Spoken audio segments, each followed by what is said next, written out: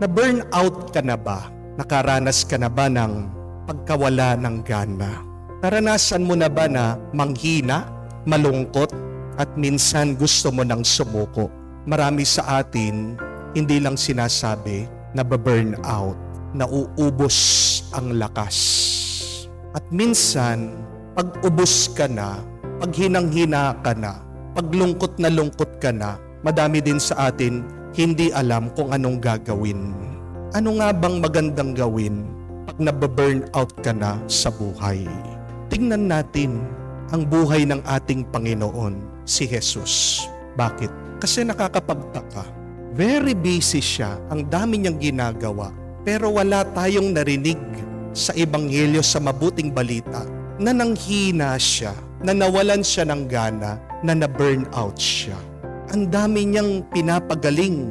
Bakit hindi siya nagkasakit? Hinahawakan pa nga niya yung mga taong may sakit at karamdaman. Tayo nga, di ba? Pag nalapit ka lang sa may sipon, pati ikaw, kinabukasan sinisipon ka na rin. Buong araw siyang nagtuturo. Nakakapagod kayang magturo. Alam yan ng mga teacher, lalong-lalo na kung yung mga tinuturuan mo makukulit. Yung tinuturuan ng ating Panginoon, kahit na hindi bata, isip bata. Mga matatanda na matitigas ang ulo, lumalaban pa nga sa kanya. Di po ba?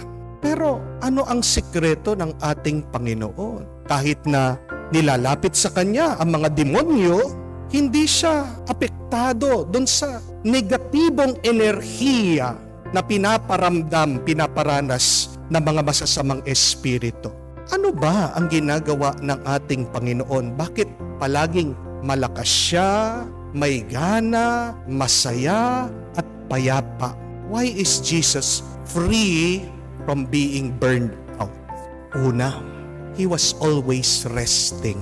Marunong magpahinga ang ating Panginoon.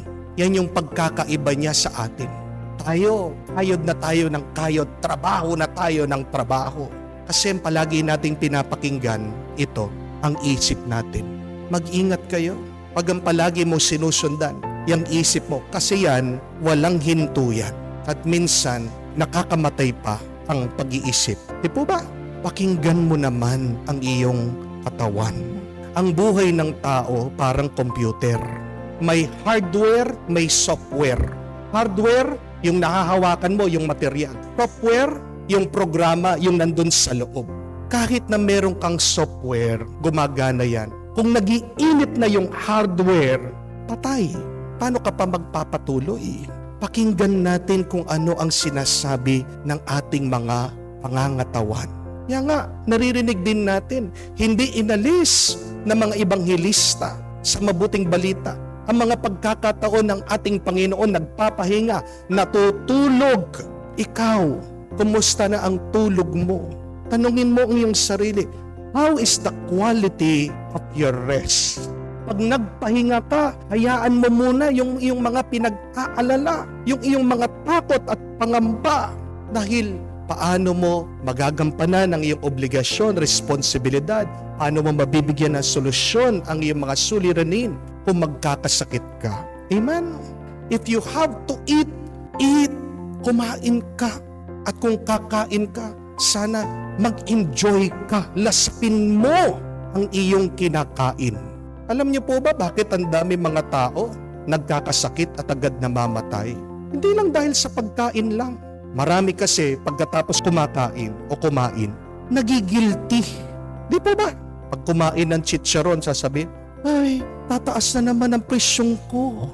Kumain ng ice cream, tataba na naman ako.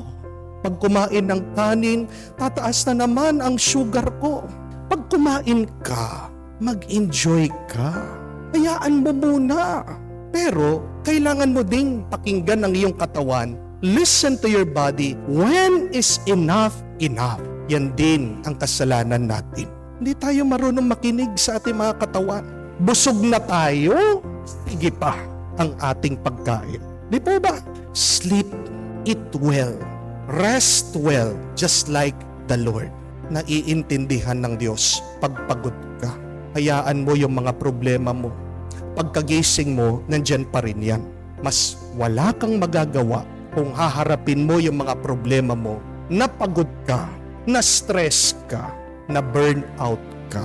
Yan yung unang sikreto ng ating Panginoon. He always gives time to rest. Pero pangalawa, Jesus was always praying.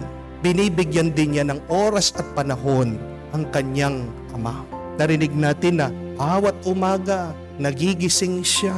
Anong ginagawa niya? Pag siya'y lumalayo sa mga tao, Jesus is going to lonely and deserted places. Nananahimik sa katahimikan ng kanyang puso. Nananalangin, nakikiisa siya sa Ama. Tayo, binibigyan ba natin ng tahimik na oras at panahon ng ating sarili? Kailan tayo nagdarasal? Yung mga iba nga, 1 oras na lang sa linggo, hindi pa mabigyan ng panahon ang Panginoon. Di nakakapagtaka, nagsasawa, nawawalan ng gana. Para saan ang panalangin? Ang panalangin ay para sa kapayapaan ng ating mga kaluluwa. Kung meron kang oras at panahon para kumain, para lumakas ang iyong katawan, paano naman ang iyong kaluluwa? Hindi po ba? Pero kailangan nyo din bigyan ng pansin, kumusta ang iyong pagdarasal? How is the quality of your prayer? Hindi ibig sabihin na pag ikaw ay nagrosaryo, nagnobena at nagsimba na nagdasal ka na. Tingnan mo kung ano ang epekto ng pagdarasal sa iyo. Kung pagkatapos mo magdasal ay balisa ka pa rin, marami ka pa rin inaalala, ibig sabihin hindi ka tunay na nagdasal. What is the effect of true prayer to us? It should give us peace, relief. Kaya nga, yan yung ating bigyan ng pansin sa pagdarasal natin, pagsumikapan natin na magkaroon ng kapayapaan ang ating mga kaluluwa. Pagpayapa ka, maiiwasan mong burnout, lungkot at pagkawalan ng gana. Pangatlo at kahuli-hulihan, ang ating Panginoon, alam niya ang layunin niya. Ang ating Panginoon, alam niya ang kanyang misyon. He has this deep sense of purpose. Yan din po ang dahilan bakit naiwasan niyang mapagod at mawalan ng gana. Pag hindi malinaw sa iyo kung ano ang layunin mo, wala kang magagawa na mabuti dito sa buhay na ito. Wala kang matatapos na trabaho. Meron pong isang kwento tungkol sa isang tatay. Nung minsan, inutusan siya ng kanyang asawa. Pinapabilhan ng tinapay sa grocery. Kaya naman itong mister sumakay po doon sa kanyang kotse. Pero pagkabukas ng kotse, may naririnig siya sa kanyang makina.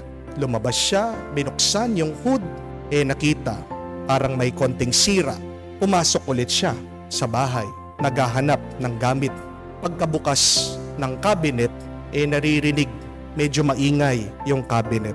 Naghahanap naman po ng pampadulas para hindi maingay yung cabinet. Pumasok po siya doon sa bodega.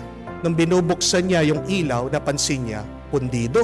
Kaya naman po, inalis niya, balak niya na siya'y pumunta sa hardware. Pero habang papunta siya dito sa kanyang kotse na naman, nakita niya itong gripo tumutulo. May sira siguro. So, inaayos po niya yung knob. Diretso pa rin ang tulo. Sabi po ng lalaki, kailangan kong patayin yung source, yung jetmatic namin. Lumabas po sa bahay. Pero paglabas niya doon sa bahay, napansin niya ang taas na po ng mga damo, napakalabong. Aba, kailangan na palang putulin, no? Gupitin itong mga damo. Kinuha po itong gunting. Pero nung kinukuha niyang gunting, napansin niya, napakakalat naman dito sa kanilang kusina. Nagumpisa siyang magwalis. At lumabas yung kanyang misis. Nakita yung mister, pawis na pawis. Nasaan yung tinapay? Sabi. Ay, hindi ko alam, sabi niya. Hindi ba inutusan kita bumili ng tinapay? Ano nangyari? Pero bakit nakalimutan? Kasi kung ano-ano na lang yung pinansin. Di ba minsan ganyan din tayo, nalilito, naliligaw. Kasi makakalimutin tayo. Pag hindi mo alam ang layunin mo, wala kang matatapos na mabuti dito sa mundo. You will never accomplish something meaningful if you don't know your true purpose. At ano ang layunin natin? What is the meaning of being alive here on earth? Baka makalimutan natin na tayo ay nabubuhay para pagkatapos ng buhay na ito, makauwi tayo at makasama ng Diyos. Our true purpose is not only material, but it is really spiritual. Yan ang isang dahilan din ng iyong pagka-burn out, ng iyong pagkapagod. Ang paanyaya ng Diyos sa atin, maging liwanag ng mundo. Be light of the world. Hindi niya sinabi na masunog kayo. Magliwanag kayo sa mundo. Iba yung nasusunog sa pagiging liwanag. Pag may sunog, pagkatapos ng sunog, ano ang epekto? Ano makikita nyo? Maitim, di po ba? Pero para saan ang liwanag? Para makita mo, klaro, malinaw ang lahat ng bagay. Kung tayo ay Kristiyano, sumunod tayo kay Kristo. Para hindi ka mapagod, mawalan ng gana, naway bigyan mo naman ng oras ang pagpapahinga, ang pagdarasal. Naway maging maliwanag sa iyo ang iyong misyon, ang iyong layunin. Hindi ka lang binuhay ng Diyos para dito sa mundo. Binuhay ka niya para makasama ka sa langit